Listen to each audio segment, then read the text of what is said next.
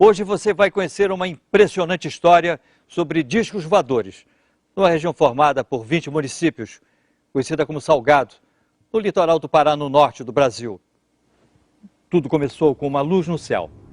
Em seguida, uma série de ataques a pessoas. Depois, o pânico tomou conta de uma região inteira e a população se armou para combater os seres extraterrestres.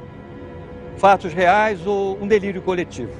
Na dúvida, militares da aeronáutica foram convocados para investigar a presença desses objetos voadores não identificados. Durante 4 meses, foi realizada a mais importante e sigilosa investigação feita até hoje no Brasil, a chamada Operação Prato. O nome Prato é o termo internacionalmente usado pelos ufólogos para designar disco voador. Uma notícia, foi a primeira notícia que eu tomei conhecimento, de que tinha havido um ataque num local chamado Ilha dos Caranguejos. 2 homens tinham sido atacados, 2 homens num barco, tinham sido atacados quando eles estavam à noite pescando, e 2 deles morreram. A luz foi tão intensa que desceu do espaço que eles desfaleceram, e um deles foi encontrado com queimaduras de até 3º grau. E são atacados por ela. Pode correr uma vizinha. Eu, hein? Vou dormir aqui embaixo. Brisa lá em cima, só se pede de mosquito. Ó, amanheceu, a gente pega o rumo. Precisa chegar cedo em Alcântara. E aí, Zé? Vai dormir no cafofo? Vou arrumar meu campo por aqui. Precisando de um bom descanso hoje. Esse dia é cansativo. Esse foi. Até amanhã, eu vou prender a âncora. Até amanhã. Vocês guardaram o peixe, gente? Eu guardei tudo. Olha lá, hein? Ele quer cortar, me chama. Tu é moído. Ai, eu quebrava.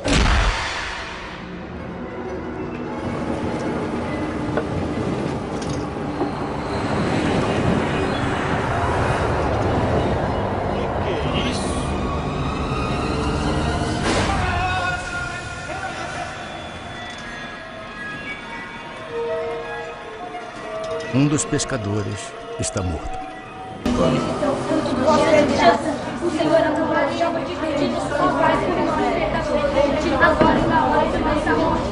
Se esses malditos chupa-chupa aparecerem, a gente acaba com eles. Ele que acaba com nós.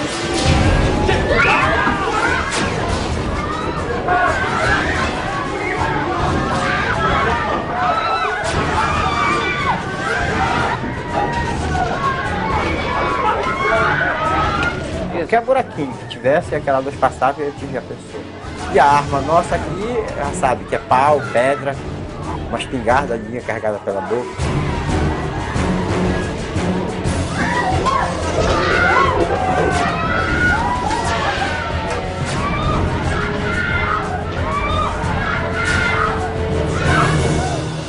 O povo vivia apavorado, porque esse feixe de luz noturno tinha já agredido várias pessoas. A comunidade toda se amontoava em 3 casas apenas. Ficavam rezando, às vezes cantavam algumas canções religiosas. As pessoas em pânico, a unidade de saúde de Colares virou quase que um pátio dos milagres. Depois dos ataques a moradores, a única médica da região, doutora Velaide, tenta dar conta de tantos feridos. Doutora, ela não fala, ela não consegue andar. Doutora. Vocês são de onde? Nós somos de Candeuva, doutora. A senhora vai salvar a minha mulher, doutora? Olha ela aí, ó. Fica a mais de 100 quilômetros daqui. Olha só, olha pra isso, dona Velaide, o que é isso? Maria, vai lá pra frente atender as outras pessoas. Deixa que eu cuido dela, deixa que eu dou uma olhada. Essa luz, essa incidência vinha nas mulheres, preferentemente nas mulheres no seio esquerdo. Elas eram longilíneas, retas, extensas e largas, como se algo tivesse chapado. Existiam sempre 2 orifícios paralelos e que você apertava e não desapareciam e ficavam elevadas, como se 2 agulhas tivessem penetrado. Que as queimaduras de uma pessoa necessitam de aproximadamente 96 horas para que a pele entre em necrose, fique enegrecida e entre em necrose. Só que as queimaduras que eram feitas nas pessoas, a necrose era imediata. Realmente eu fiquei espantado de ver o que eu vi. naquelas pessoas o que seria o resultado da atividade dessas luzes, que ele chamava de chupa-chupa. E virou chupa-chupa, por causa desse chupando o sangue, chupa-chupa. Dezenas de famílias deixam a cidade, inclusive algumas autoridades. A médica, o prefeito e o padre decidem ficar. Não posso fazer mais nada. Mas se eu fosse vocês, eu também ia embora daqui o mais urgente possível. Com licença, autoridades. E a população de Colares foi tomada por uma crise talvez assim de pânico. E a cidade entrou num processo de esvaziamento. O medo era de chegar a um ponto e de nós não termos mais medicamentos, alimentos a gente já não tinha, porque ela estava caminhando para um verdadeiro caos.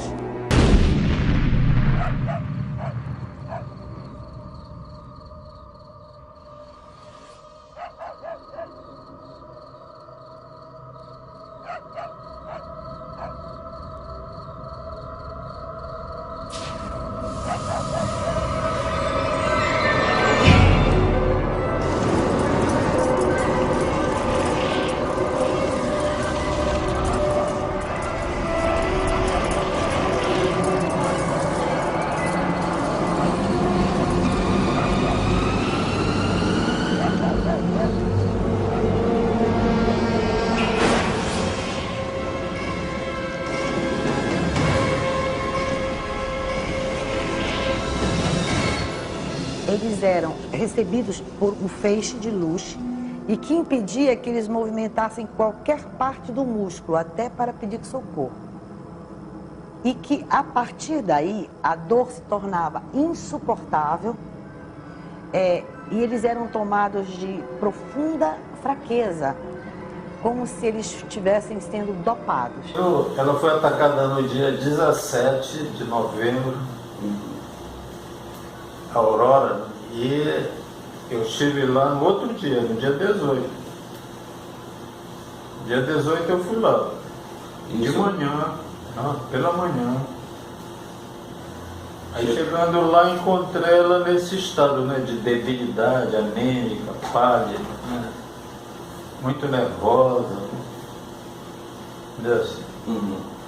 demonstrando um estado de fraqueza grande.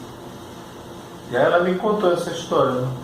Que ela estava na porta da cozinha, à noite, era por volta de 21h30. Ela estava na porta da cozinha, quando de repente ela foi atingida por uma luz. Viu aquela luz e ela caiu, sentiu aquele impacto em cima do peito, né? E sentiu um cheiro de éter, um cheiro forte de éter. E quando eu cheguei lá, eu fui examinar a lesão e vi que ela tinha uma lesão, fotografei as lesões, a lesão é uma lesão tipo saca-bocado, é uma lesão em que há perda de substância. Então houve realmente tipo uma biópsia, assim, uma microbiópsia. E eu fotografei, inclusive com lente de aproximação.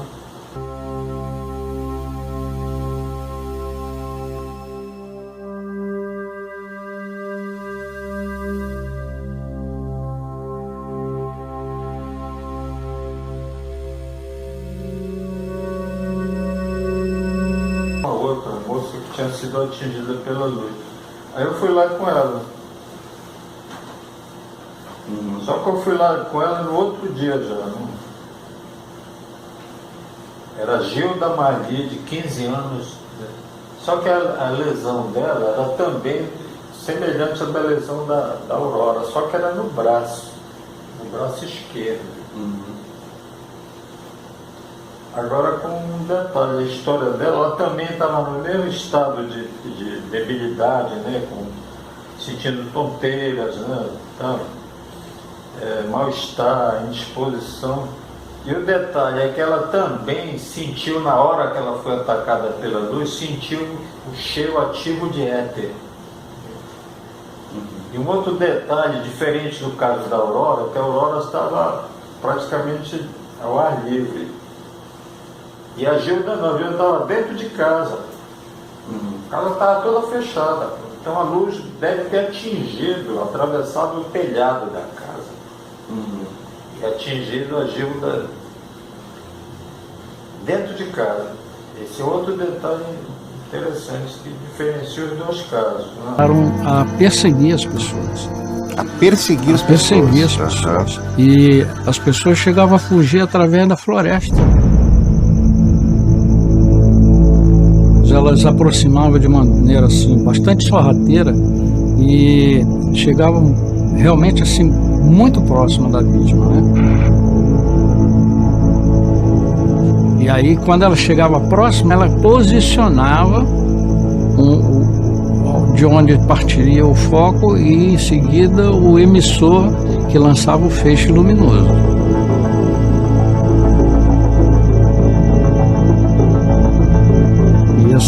E essas luzes causavam pânico, causavam terror, um medo. E um dos fatores que mais causava medo era justamente o fato dela não causar nenhum tipo de som, ela não produzia nenhum som. Assim para o telhado e veio aquela, tipo uma lâmpada assim, acesa, e direto na minha coxa. Quando eu vi, eu estava dormindo, estava num bom sono, eu vi aquele negócio, sabe? Aquele negócio veio assim me aquecendo, sabe? Me aquecendo assim, desse lado aqui do meu pescoço, né? Veio me aquecendo, só sabe como a gente pega num fio de eletricidade e dá aquele choque? Sim. Aquilo ali me deram umas 3 sugadas desse lado assim. E aquilo rápido, sabe? Eu comecei a fazer movimento, sabe? Movimento na rede pedindo socorro. Eu dormia debaixo de um balcão, com medo, né? Com medo, né? O pânico foi imenso aqui na cidade. Já era de madrugada. Aí eu fiquei com o braço assim, encendido assim, né? E fechei meu olho. Aí fechei meu olho, quando eu fechei meu olho, mas não estava dormindo, eu vi aquela zoada. Aquela zoadinha assim estranha, né? Eu queria abrir o olho e eu não podia. Aí com aquilo, quando eu vi aqui, aquela claridade veio e me atracou bem aqui, olha. Estava todo roxo isso aqui. E aquela espetada, né? Assim para esperar lá de cabo.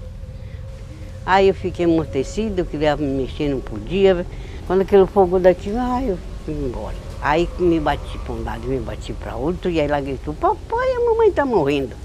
Aí se espantou, o que, minha velha? O que, minha velha? Eu disse, nada, sei lá o que está me atracando aqui no braço. Uma claridade, e disse, foi o chupa-chupa. Eu comparei um negócio desse tamanho assim, né? Que eu queria abrir bem meu olho, mas não podia, mas eu enxerguei aquele negócio assim. Eu comparei igual uma lata de leite ninho. Não tem aquela lata de leite ninho? Pois era assim mesmo. Era um misterioso mesmo.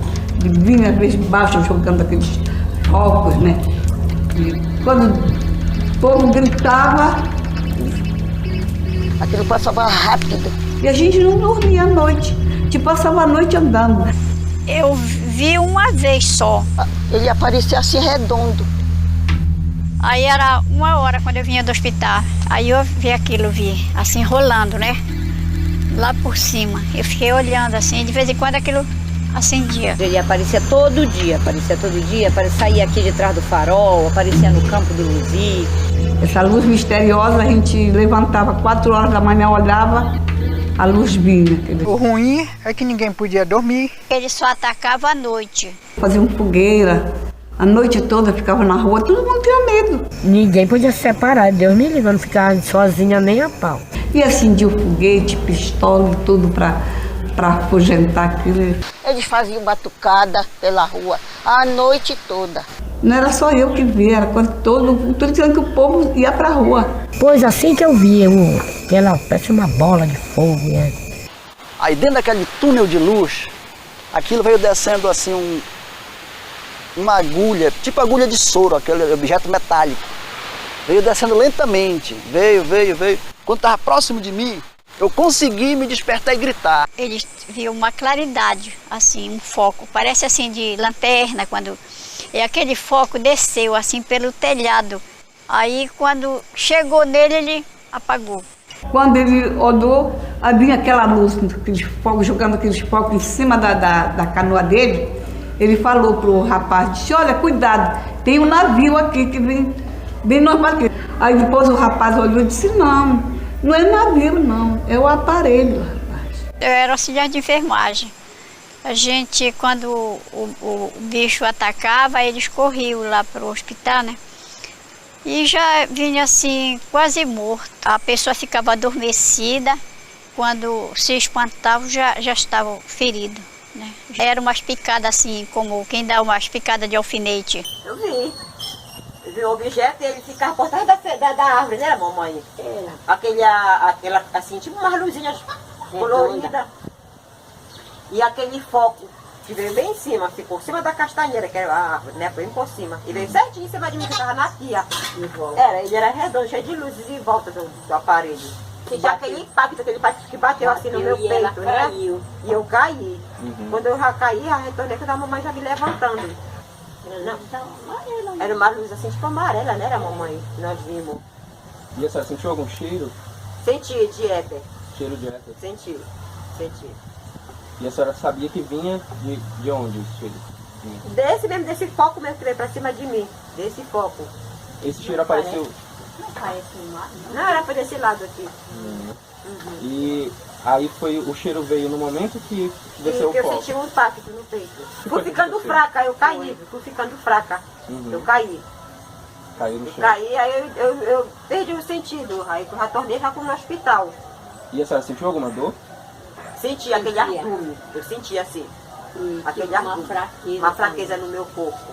Eu senti muita fraqueza e muita dor de cabeça mesmo, Ela passou por muito tempo para ficar boa. E por quanto tempo demorou esses sintomas? Ficaram por quanto tempo? Uns 8 dias foi. Bragança, Tracuaté, Augusto Correia, Capanema, Quatipuru. Aqui, moradores relataram o aparecimento das luzes, aquilo que eu já falei para vocês, né? Muita gente fala no famoso chupacabra, né? Será que o chupacabra também estava nessas luzes e tal? Houve ataques, mas não de essas luzes atacavam os animais, eles simplesmente amanheciam mortos. Eu vi galinhas mortas, patos, porcos mortos lá em Colares, isso eu vi. Os caboclos diziam que as luzes tinham atacado também esses animais. Essa cadela, lá na Baía do Sol, aconteceu um fato interessante, a mulher narrando para nós. A luz focou na casa dela e a cadela saiu para defender a família da luz, do ataque da luz na porta. A luz focou na cadela, a cadela parou de latir, nunca mais latiu, até morrer. Aqui ficava o antigo centro de Colares, onde existiam apenas a prefeitura, 2 escolas, a igreja, além de um cartório e de um pequeno posto de saúde. Colares parecia uma cidade fantasma. A maioria dos seus moradores tinha fugido para o continente. As poucas pessoas que permaneceram na ilha ficavam trancadas dentro de casa, com muito medo. Quando nós estávamos chegando, tipo, uns 50 metros da minha casa, ela bateu em mim e apontou para cima.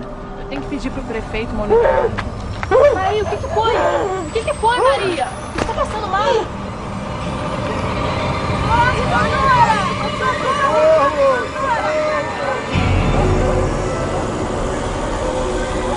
Eu vi um objeto, mas tão próximo, e tão bonito.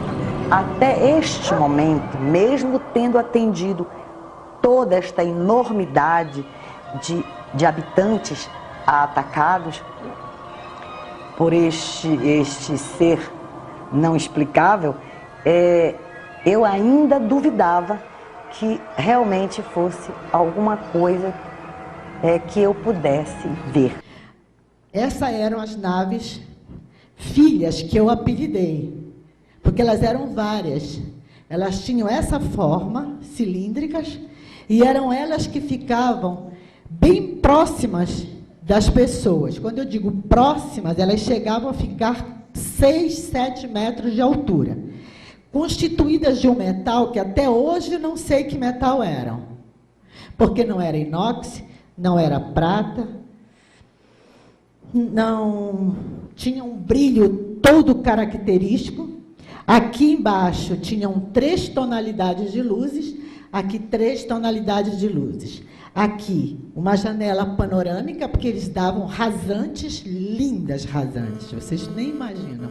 O general Uchoa, Moacir Uchoa, O general, eu e uma equipe do Globo Repórter, Biami Siqueira e o Riba, fizemos uma vigília na Baía do Sol, de meia-noite até 5 horas da manhã. E nós vimos algumas coisas, tipo assim, luzes muito longe descerem do céu e mergulharem na água. Foi a única coisa que eu vi. Elas mergulhavam na água e sumiam, desapareciam. Houve alguns casos que o próprio general chamou a nossa atenção. Nós já estávamos muito tempo sem ver nada e quando apareceram essas luzes mergulhando no sol, no mar, quando em determinado momento o general estava atento, nós não estávamos. Ele disse: olha ali. Nós olhamos e disse: você viu? A luz saiu do mar. A luz veio do mar voltou para o espaço. E o que foi feito, coronel? Bom, a primeira providência foi mandar um grupo da aeronáutica ao local, tá? Para restaurar a ordem. E o senhor estava entre eles? Não. Nessa primeira fase eu estava em outra operação.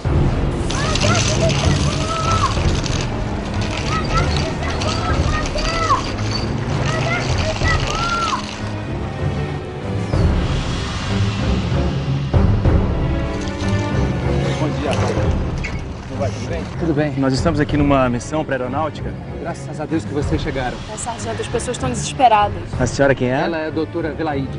Eu acho que nós vamos precisar muito da senhora. Esse é o prefeito. Bom dia, prefeito.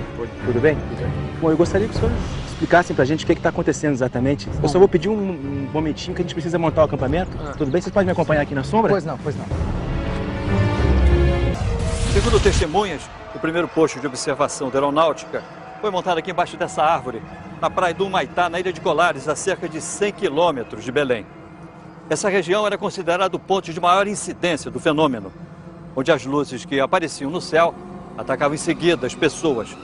Naquela época, os civis foram proibidos de frequentar a base militar montada pela aeronáutica. Eles instalaram metralhadoras, metralhadoras antiaéreas, fogo antiaéreo. Durante semanas, os militares acompanham o aparecimento dos objetos luminosos. Sargento, vem, sargento, rápido! Vem. Olha lá!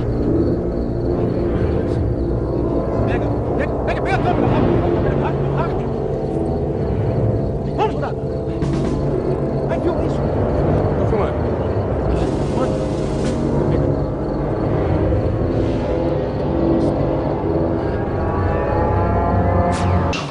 Segundo testemunhas, o relatório enviado pelos militares sobre o fenômeno das luzes impressiona o comando da aeronáutica. Capitão Landa, o senhor acredita em discos voadores?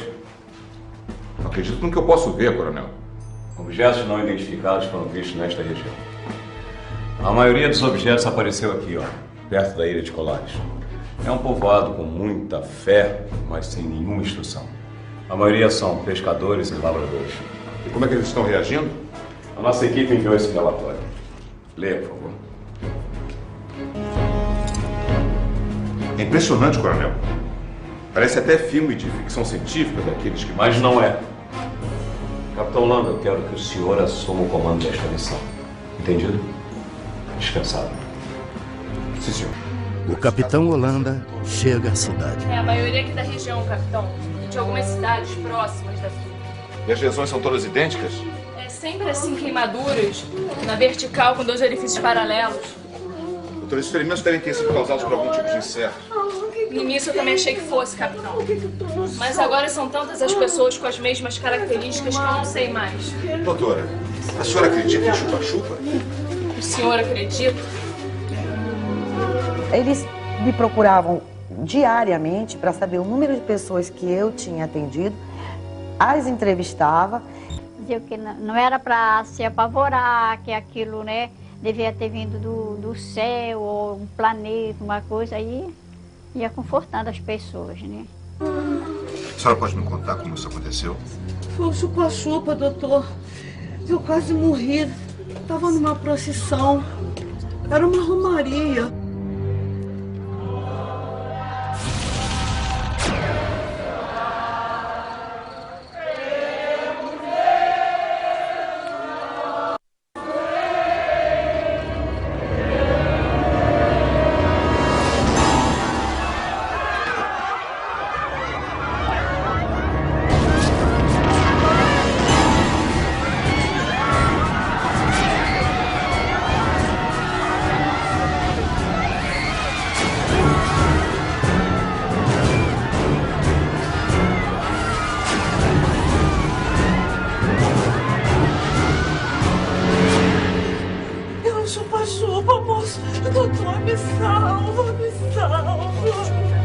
Os sargentos que estavam na operação, eles brincavam muito comigo porque eu sempre dizia que não acreditava naquilo. Capitão! O que é isso, doutor? O povo acende fogueiras e grita pra se defender. Eles acham que assim tem um espantão nos discos voadores. Bobagem, não há nenhum disco voador. Olha, capitão, eu não estaria tão certo disso, hein? Eu só vou ficar convencido quando uma nave passar por cima da minha cabeça.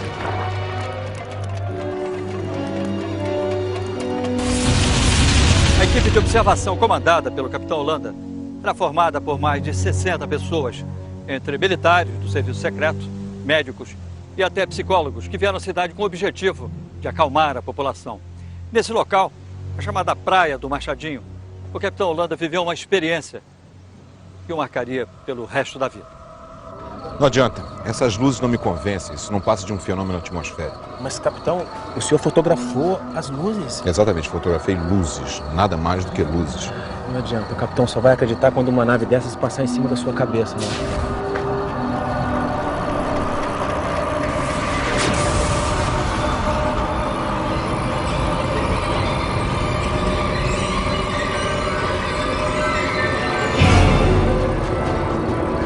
Estava em cima de nós um objeto muito grande, acredito que uns 30 metros de diâmetro, forma discoide, preto. Nós ficamos olhando, estupefatos, assustados, parado em cima da gente a uns 200 metros de altura. O que eu vi não tinha me satisfeito até aquele momento. Dali para frente não tinha mais dúvida nenhuma. Alô, capitão? Sim, sargento. Eu tô aqui com um vigia daquela olaria que fica ali perto do rio, e ele tá me contando uma história que eu acho importante o senhor ouvir. Estou aqui na cidade, vamos pegar um depoimento. Capitão, o senhor me desculpe, mas eu acho que é importante o senhor ouvir. Coloca ele então no rádio. Pois não, vou passar pra ele. Pode falar normalmente, me conta aquela história.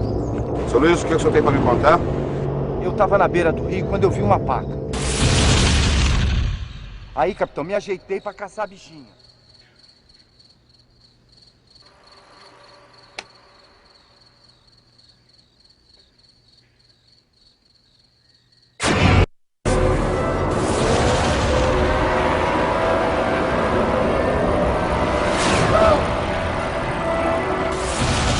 O senhor pode levar até o local onde o senhor viu essas luzes? Quê? E lá outra vez, capitão? Nós tivemos oportunidade de chegar a uma pessoa que tinha tido um avistamento impressionante. Os agentes entraram para tomar um café e comer uma bolacha, alguma coisa lá, antes de entrar no barco para a gente ir para a missão. E eu, como chefe da missão, não podia me dar essas mordomias. Eu fiquei olhando fora, vendo o ambiente.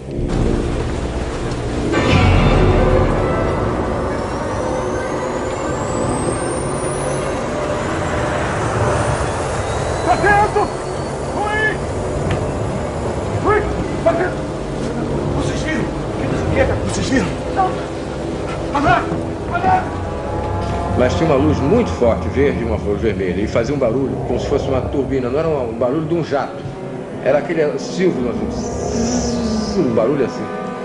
E ele mergulhou em cima de onde nós estávamos, na casa onde nós estávamos. Nenhum piloto faria uma coisa dessa, porque isso é morte, certo? O capitão Holanda vai ao lugar onde o vigia teria visto o fenômeno e fica decepcionado. Foi neste local que o senhor avistou as Eu luzes? estou dizendo pro senhor, seu capitão, as luzes, aquela coisa surgiu de trás daquelas árvores. De repente veio aquele clarão em cima de mim. Eu vim correndo, porque eu me assustei e a luz passou em cima aqui de mim, uma luz vermelha. Olha, nós já estamos há mais de 3 horas aqui e nada acontece. Sargento, vamos embora. Seu Luiz, muito obrigado, vamos mudar.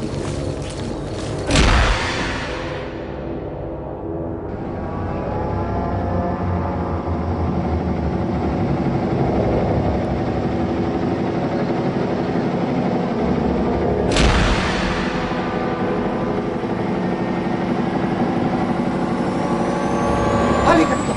Olha lá na frente, capitão, ali!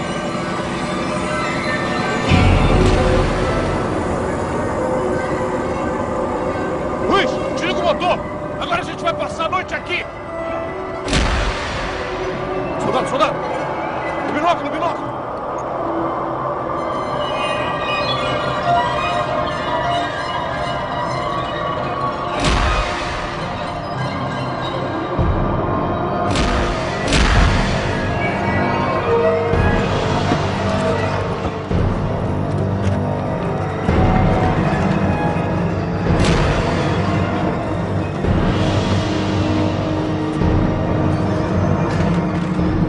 tivemos a oportunidade de filmar um objeto pairando e dela saindo umas luzes pequenas que nós chamávamos de desova, mas voavam numa velocidade, entravam na mata, tiravam rasante, coisas fantásticas.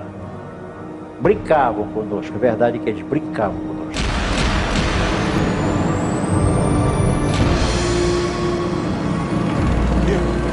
Desliga. Já como assim? Já enlouqueceu? Desliga que eu quero ouvir o barulho do aparelho.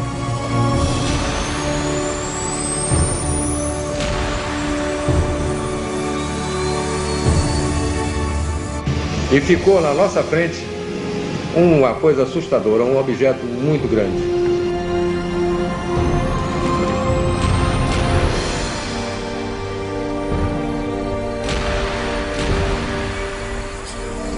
Ele deve ter acionado realmente alguma propulsão que não devia ser acionada próximo de nós, porque nos danificaria.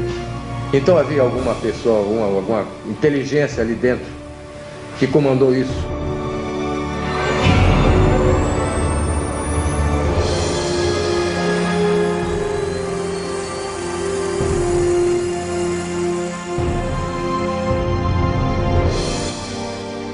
Ele disparou com uma velocidade incrível para o firmamento e sumiu no meio das estrelas. Segundo o comandante Ubiratã Pinon, amigo do capitão Holanda, a aeronáutica o chamou para o fim da operação. Eu creio que nós deveríamos... Boa tarde, senhores. Boa tarde, capitão. Os senhores leram o meu último relatório? Lemos, capitão. Incrível, não? A nave pousou quase em cima da embarcação. Capitão, a Operação Prato acabou. Acabou? Acabou? Mas nós fizemos descobertas extraordinárias, brigadeiro. A aeronáutica não está mais interessada nesta operação. Tragam seus homens de volta. Nós já temos outra função para o senhor. Mas nós estamos prestes a fazer contato com os extraterrestres. A Operação Prato está oficialmente suspensa, capitão. Ouviu bem? Sim, senhor. Com licença. A Operação Prato ela durou de setembro a dezembro de 77. Perguntei ao Holanda, eu digo, Holanda, você acha que foi o que interrompeu a missão? Aí ele disse, olha, Pelé, eu tenho a suspeita que eu fui substituído e a missão foi interrompida a partir do momento em que eu me dirigi ao brigadeiro Protásio, informando para ele de um contato que nós tivemos com um dos ocupantes de uma nave. Ele veio lá em casa, o coronel Holanda. Sim. Ele veio, né? Ele trouxe um radinho assim, só veio mais outra pessoa com ele. Me se desesperou uma noite que até murrar a câmara lá, que bravo, porque os camaradas, ele ligava, né, falava, mas ele não entendia o que eles diziam de lá. Sim. Eu falo 7 idiomas, parece que ele falou pra mim, e nenhum desses eu entendo. E o que a aeronáutica vai fazer com todas essas informações? Capitão, nada o impede de continuar investigando sozinho. É exatamente isso que eu vou fazer agora. Com licença. A FAB parou por 4 meses de operação, ela mandou parar. Aí nós continuamos. Eu continuei. Segundo testemunhas, em março de 1978, os fenômenos pararam de assombrar o litoral paraense.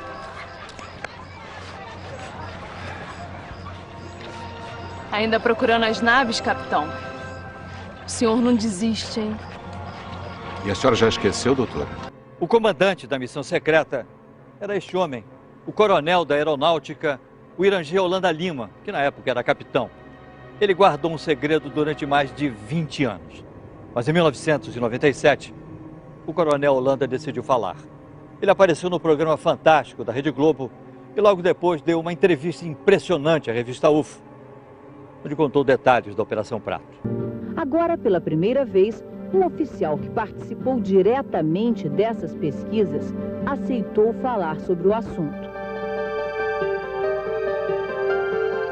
O coronel da Reserva da Aeronáutica, o Irangê Holanda, que hoje vive em Cabo Frio, litoral do estado do Rio, foi o comandante do projeto batizado como Operação Prato, um estudo dos estranhos fenômenos aéreos que no fim dos anos 70 eram relatados numa região ribeirinha, perto de Belém. Holanda pertencia ao Serviço de Inteligência da Aeronáutica e foi designado para a missão pelo 1º Comando Aéreo Regional. Foram fotografados vários objetos. Nós detectamos pelo menos 9 formas de objetos. Sondas, naves, forma de disco voador. E a maior de todas que a gente viu, tinha uma forma de uma bola de futebol, aquela bola de futebol americana. Era um objeto muito grande, com luzes, com janelas todo o entorno. E uma hora ficou próximo de nós, a cerca de 70 metros, tá? Tinha uma altura de mais ou menos, um comprimento de mais ou menos 100 metros, muito grande, com uma luminosidade muito forte, parecia um sol, que depois apagou e subiu. Foram feitos 4 filmes e umas 400 ou 500 fotos. Esse material ficou de posse da Força Aérea, os filmes e as fotografias ficou de posse da Força Aérea, foram encaminhados ao comando da Força Aérea em Brasília e devem estar guardados no Estado-Maior por o Serviço de Inteligência da Força Aérea. A Força Aérea trata o assunto OVNI com seriedade. A aeronáutica não divulga os resultados de suas investigações sobre objetos aéreos não identificados. Próximo à Baía do Sol existia lá e existe ainda um coreto. Sim. Que ele fica numa área privilegiada, você consegue ver até a linha do horizonte, uma visibilidade fantástica. E foi lá que eles conseguiram fazer os melhores registros fotográficos. Uma grande parte desses documentos está no Arquivo Nacional de Brasília. Exatamente. Só faltaram os filmes, né? Faltaram os filmes e ainda algumas fotografias. Fotos também. Fotografias, inclusive, muito importantes. Os 4 filmes que foram feitos, um era do Ministério da Aeronáutica, 3 eram meus. Os 4 foram do Ministério da Aeronáutica, eu nunca tive meu de volta.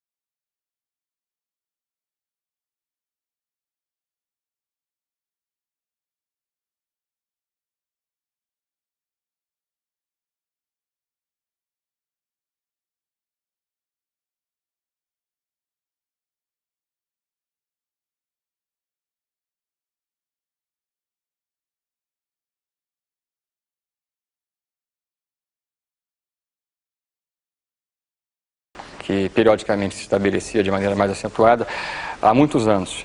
Pode todo mundo dizer que a Holanda praticou um suicídio. Eu não vou acreditar em suicídio de jeito nenhum. Sobre a Operação Prato, continua a aeronáutica. Pode-se imaginar que a aeronáutica realiza investigações científicas a respeito de todo tipo de fenômeno aéreo. Na verdade, o comando da aeronáutica não dispõe de uma estrutura especializada para empreender tal atividade. Com relação à Operação Prato, o comando da aeronáutica possui apenas registros baseados em dados que teriam sido repassados por um dos participantes dessa atividade. Foi produzido um relatório com diversos depoimentos, aparentemente sem fundamentação científica. Se abrir, se disser, logo em seguida vem outras perguntas que o Ministério da Aeronáutica, o governo brasileiro não tem resposta. Para evitar esse constrangimento, não se fala nada. A origem do chupa-chupa é Colares, é a praia do Maitá. Você acha que eles vêm de onde? Colares. Mas ele não vem de outro planeta? Colares. Não, que chupa-chupa vem de outro planeta, pá. Chupa-chupa é de Colares, pá. Muita gente viu ele sair de trás do farol. Muitas vezes, quando olhavam, já estava surgindo aquela luz saindo de trás do farol. Existe outro planeta, né? Que tem outras coisas, né? Tem outras marcas de gente, né? Deve ser diferente do homem, né? Deve ser um homem diferente. E sempre apareciam as pessoas que estavam guiando. Aí você diz assim, eles eram verdes? Não, não eram. Eles eram muito cabeçudos? Também não eram. Então, tinham a pele azeitonada? Tinham. O que é a pele azeitonada? São peles escuras. Cabeças triangulares? Tinham. Pelos na cabeça? Sim. Que cor? Os pelos alourados. Aí vem a história. Por que eles não me atacavam? Porque nunca me atacaram todas as vezes que nós ficamos cara a cara. Por que essa mulher não nos hostiliza? Por que ela só se limita a tratar a população, proteger a população, mas não joga uma pedra na nossa nave? Ela não solta um foguete. Ela pede que parem de bater lata. E ela tem o cabelo da cor da gente. Será que de repente não é chocante? Porque do mesmo jeito que eu me choquei olhando para eles com aqueles cabelos amarelos, eles devem também ter se chocado me olhando, né? Porque na ilha só tinha uma mulher loira. Era eu. E eu fui a que mais fiquei exposta a ser atacada. E nunca fui atacada por eles. Eu acho que eles buscam os lugares que são mais puros para se aproximar e talvez até mesmo estudar sangue, genética. Eles não vieram atacar ninguém. A ciência que eles estão é muito adiantada. Quando a humanidade souber da verdade, o negócio vai mudar de figura. Os templos vão se acabar. Você monta uma granja, ou você também uma fazenda. Você tem todo o direito de conhecer seu gado, conhecer as suas crias. Então você vai coletar sangue, você vai aplicar vacinas. Eu acho que existe uma grande afinidade entre as lendas amazônicas e a ufologia. Por exemplo, tem a lenda da cobra vivó. Essa cobra vivó, ninguém viu o corpo da cobra, só vê a cabeça da cobra sair de dentro d'água cheia de luzes. Será que tem alguma cobra que use bateria? Eu acho que não. E uma cobra que tem um foco, que procura as pessoas e olha, e encanta as pessoas, eu sei que muitos relatos aí, a nave, como esta aqui, ela solta um foco onde paralisa as pessoas. Por que eles não pousam no Maracanã, para todo mundo ver? Se acontecer um caso desse, um pouso na esplanada do Planalto, aí não tem jeito. Não é? O que eu acredito é que em futuro próximo, bem próximo, esse evento vai acontecer. Contato claro, aberto, todas as televisões do mundo, CNN, Globo, todo mundo vendo. Isso deve acontecer dentro de um futuro bem próximo.